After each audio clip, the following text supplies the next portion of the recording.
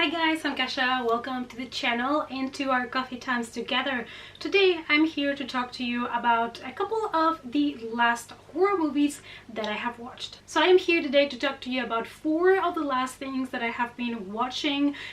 Some are better than others, but let's discuss them. It's coffee time!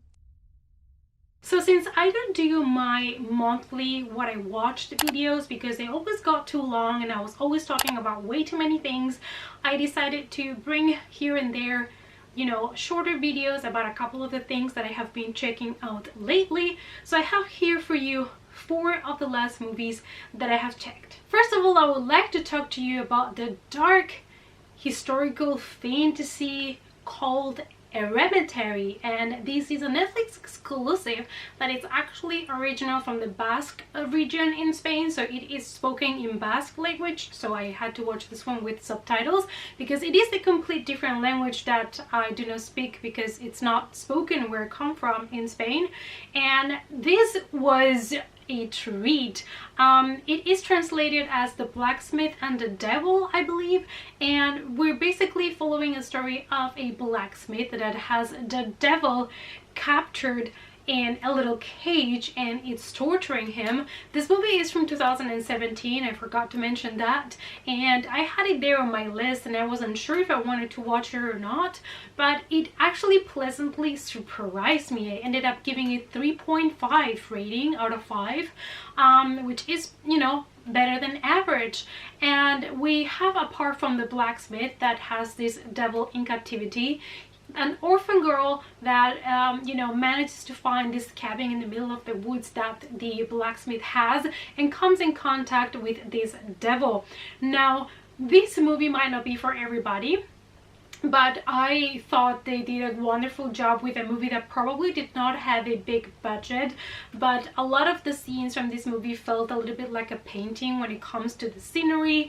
One of the things that I did not enjoy was the kids acting. I think that's one of the things that was a little bit off, but the more the movie moves forward, the more you're getting invested into the story, the more you're enjoying it. And when you come to the ending and you get to see more of the creatures, it's just so well done. The practical effects are spot on in this movie. It is a really dark story that it's based in the 19th century when people used to believe that the devils would come and they would collect your soul and bring it to hell. So we're exploring kind of the concept of heaven and hell and being a sinner and all of those things, and I just think it's a wonderful dark exploration of a fantasy. This is apparently like a folk tale that it's told in the Basque community, and I just thought it was so intriguing. If you love dark fantasy and you are not somebody that need a huge budget movie, I would definitely recommend you to watch this one because the atmosphere is fantastic. Like I said, practical effects, the devil looks just so cool, and the acting is great except for the children that I didn't like so much. But I think the whole concept of the movie, it was something a little bit fresh, and I don't know, it was so much fun to watch. Then I watched Conviction from 2010. This is a biographical legal drama that somehow it had slipped and I have not watched it, and it stars Hilary Swank in an amazing performance. I really enjoyed this one. I also gave it a 3.5 rating.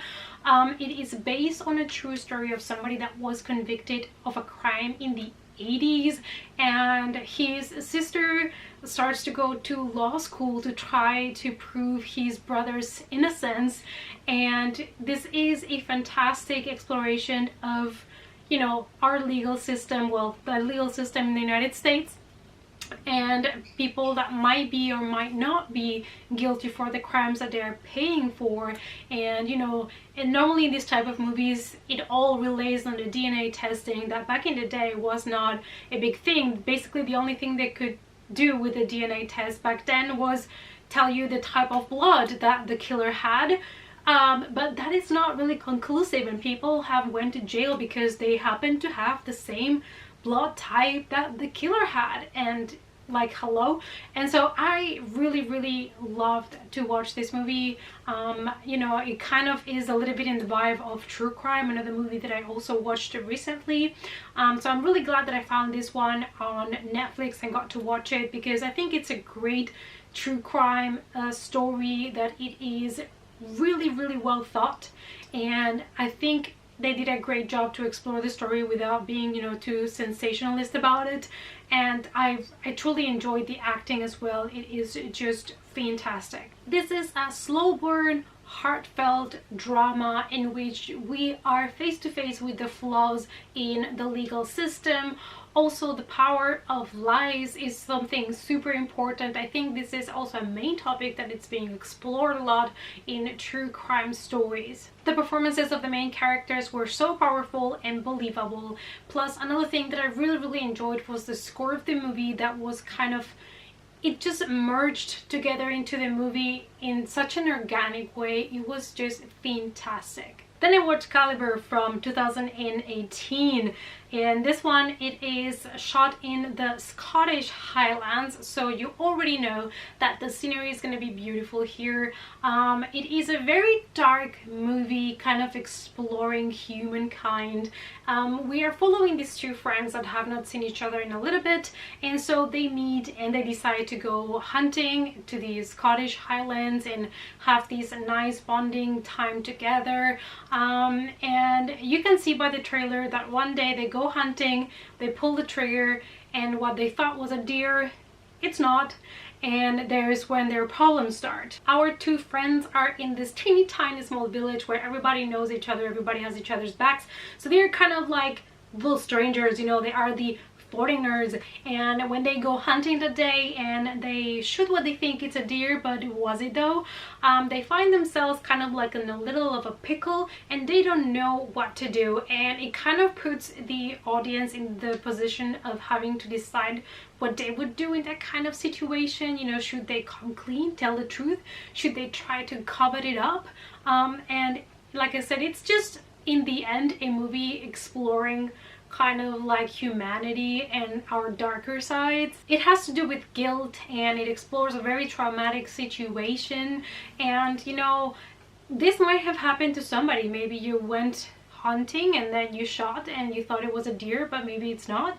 And it's kind of like a believable situation. This is an amazing thriller that has a lot of atmosphere as well. It's very dark also because a lot of the scenes are shot either in the dark or because of the Scottish Highlands, everything is a little bit more like in the mist, and it just felt very claustrophobic also a little bit, which is kind of like the situation that our main characters were facing, like a very claustrophobic situations where they were kind of like, you know, put between a sword and the wall, and they had to make a decision.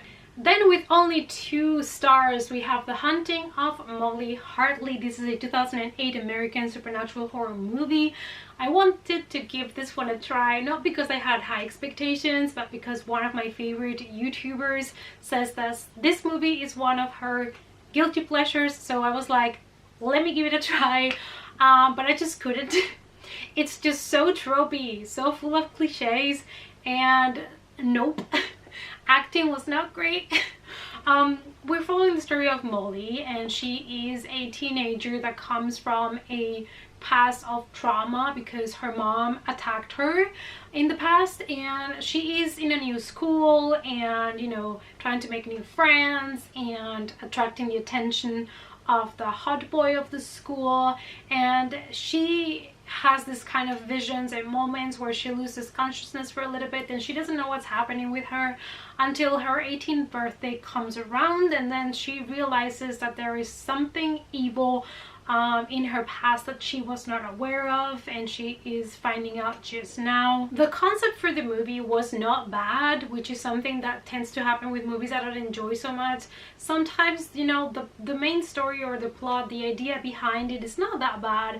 However, the acting was so cheesy, the script was just so over the top, and also as the movie moves forward, the plot makes less and less sense, and it's less and less intriguing, and it's just like, why am I even watching this?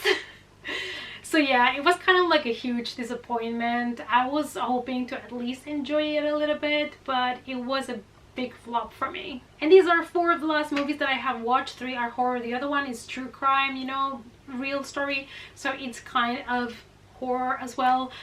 Yeah, so let me know down below what you thought about these movies. Have you watched them?